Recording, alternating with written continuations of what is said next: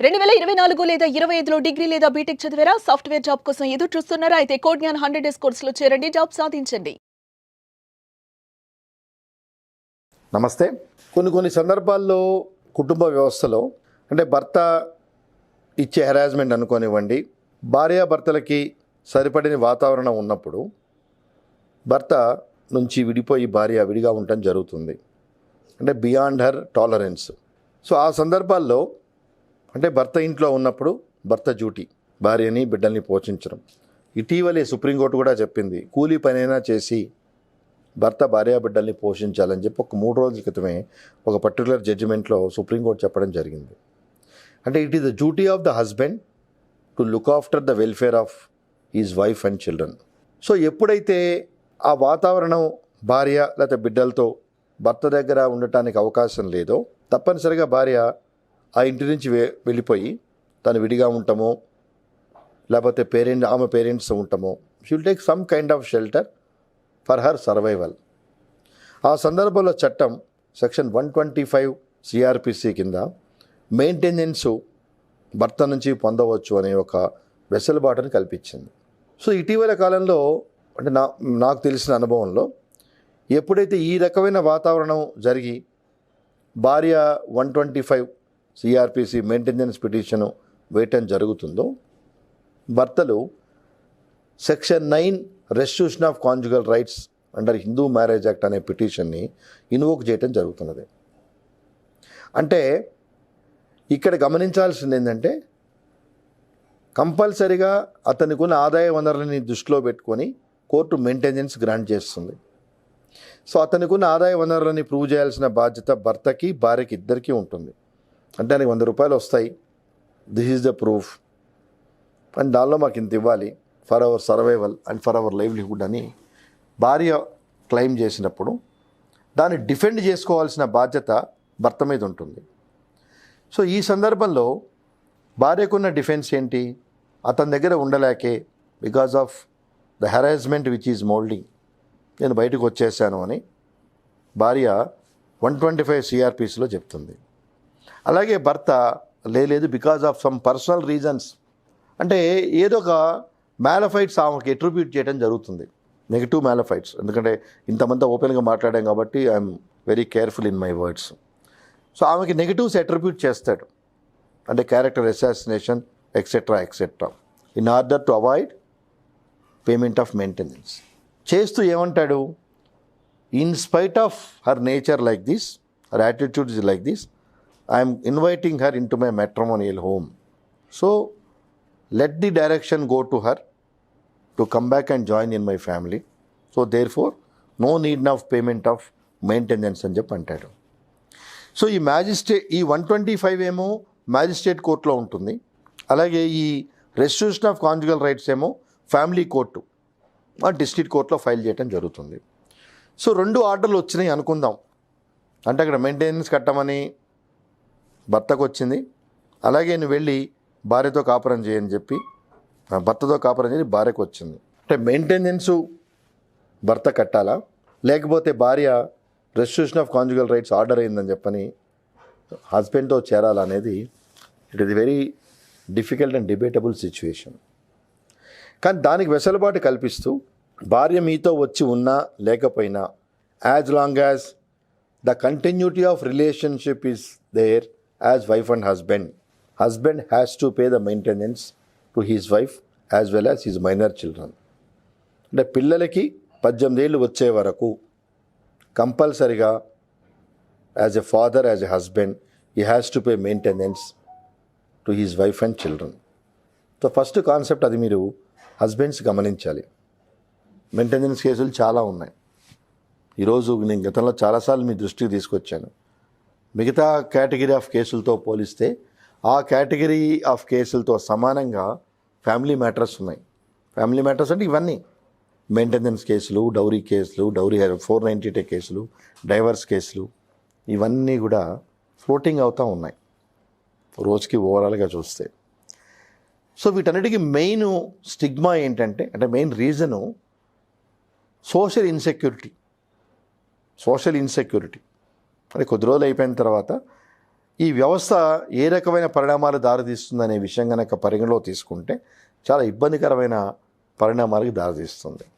So దీన్ని దృష్టిలో పెట్టుకొని రెస్ట్రిక్షన్ ఆఫ్ కాంజుగల్ రైట్స్ భర్త సహజంగా అంటే బయటికి వెళ్ళిపోయే పరిస్థితి తను కల్పించబట్టే తను బయటికి వెళ్ళిపోయింది. మళ్ళీ అతను రమ్మంటాం అనేది ఆలోచించాల్సిన విషయం.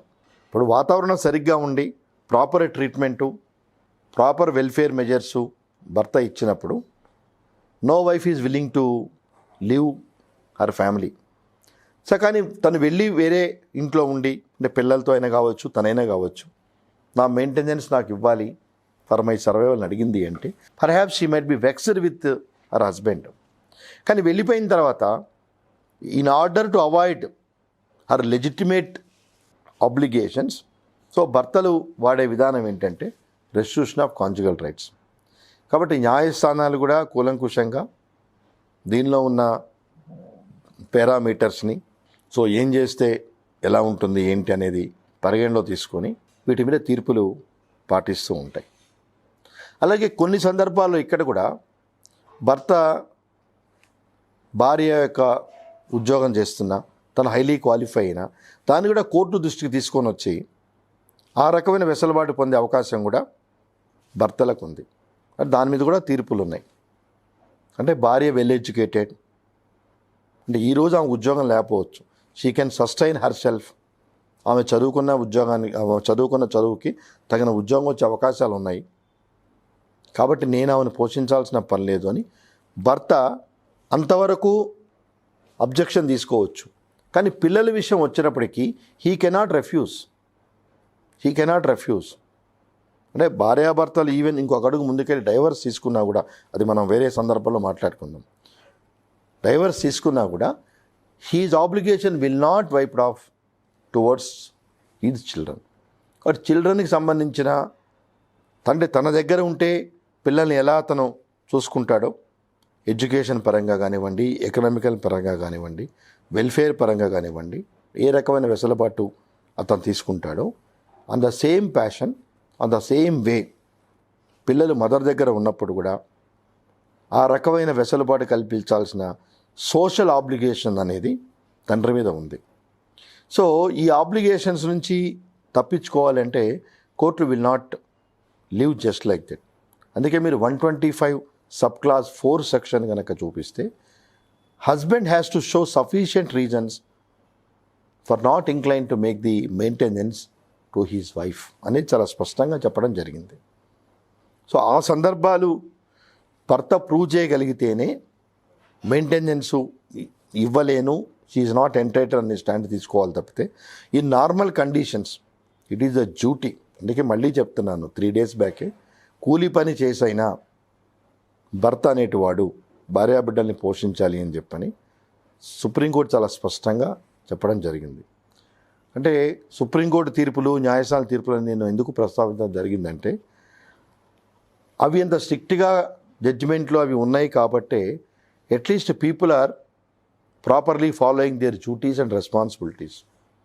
సో ఆ భయము వెసులుబాటు లేకపోతే న్యాయం జరిగే అవకాశాలు చాలా తక్కువ ఉన్నాయి, విచ్చలవిడితనం అయిపోతుంది, ఎవరి పాటికి వాళ్ళు ప్రవర్తించే పరిస్థితి వస్తుంది.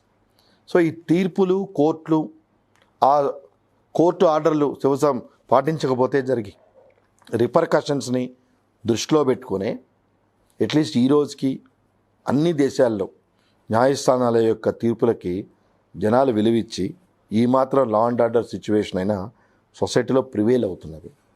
కాబట్టి సుమన్ టీవీ ప్రేక్షకులకి తెలియజేసేది ఏంటంటే ఈ కార్యక్రమం ద్వారా ఎప్పుడైనా భార్య మెయింటెనెన్స్ చేసినప్పుడు దాన్ని అవాయిడ్ చేయడానికి మీరు రెస్ట్రిక్షన్ ఆఫ్ కాంజుగల్ రైట్స్ వేయకుండా, అలాగే భార్యలు కూడా మీరు మెయింటెనెన్స్ క్లెయిమ్ చేశారు, మీ భర్త కాపురానికి రమ్మన్నాడు, ఆ సందర్భంలో పిల్లలు ఉన్నట్టయితే పిల్లల భవిష్యత్తును దృష్టిలో పెట్టుకొని you revisit or you rethink about the facts and circumstances. ఎందుకంటే సరే ఫాదర్ కానీ మదర్ కానీ న్యాచురల్గా కాలం చేస్తే that is a different aspect. ఫిజికల్గా ఉన్నప్పుడు children should not deprive the love of either spouse. There is no point.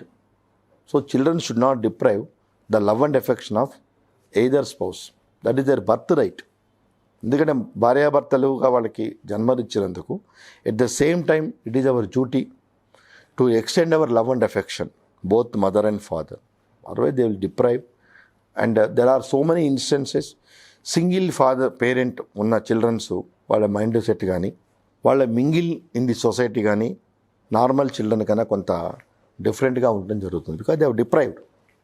So మన పిల్లలు సొసైటీకి బర్డెన్ కాకుండా ఒక మంచి పౌరులుగా మనం తీర్చిదిద్దాలంటే మనలో ఎన్ని పొరపచ్చాలున్నా మన వివాహ వ్యవస్థను గౌరవించి మనం పెళ్లి చేసుకొని మన ద్వారా పిల్లలు అనేది జన్మనివ్వటం జరిగింది. కాబట్టి my appeal to all the parents, మనకి ఎన్నున్నా ఈ కేసులు వీలైనంత వరకు మనలో మనం సాల్వ్ చేసుకోవడానికి ప్రయత్నిస్తాం. పిల్లల భవిష్యత్తును దృష్టిలో పెట్టుకోనైనా let us continue our family relationship as children are going to become asset to the society. ఈ యొక్క సలహాలు సూచనలు కుటుంబ వ్యవస్థ చక్కగా జరగడానికి ఉపయోగపడుతుందని చెప్పి భావిస్తూ నమస్కారం.